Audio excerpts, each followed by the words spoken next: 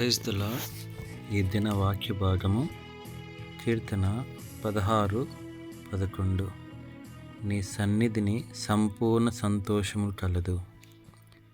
మన జీవితంలో దేవుడు సంపూర్ణమైన సంతోషములు మనకు అనుగ్రహించాలని కోరుతున్నాడు.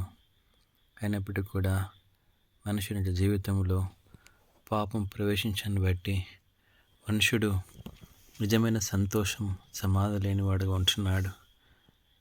ఆ సంపూర్ణమైన సంతోషము కేవలము దేవునితో నివసించినప్పుడు మాత్రమే, దేవుని సన్నిధి మనం అనుభవించినప్పుడు మాత్రమే ఆ సంతోషాన్ని మనం పొందగలవారు ఉంటున్నాం. దేవుడు ఏదెన్ తోటలో ఆదామును చేసుకున్నప్పుడు మనుషుని యొక్క జీవితంలో నిజమైన సంతోషము సంభాషించినప్పుడు, ఆయనతో గడిపినప్పుడు, ఆయనతో నడిచినప్పుడు నిజమైన సంతోషము ఆదాము అనుభవిస్తూ వచ్చాడు.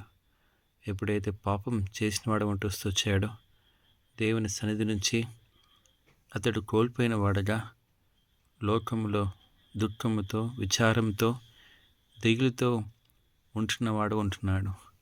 ఈ దినమున మన యొక్క జీవితంలో దేవుని సన్నిధి మనలో లేని వారుగా ఉన్నట్లయితే నిజమైన సంపూర్ణమైన సంతోషం లేని వారుగా ఉంటున్నాం.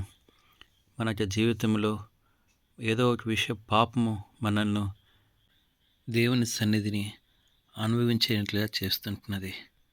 ఈ దినమున ప్రభువుదడ ఒప్పుకొని విడిచిపెట్టి ప్రభువులో సంపూర్ణ సంతోషంతో పొందినట్లుగా నీకు నాకు దేవుడు సహాయం చేయను గాక.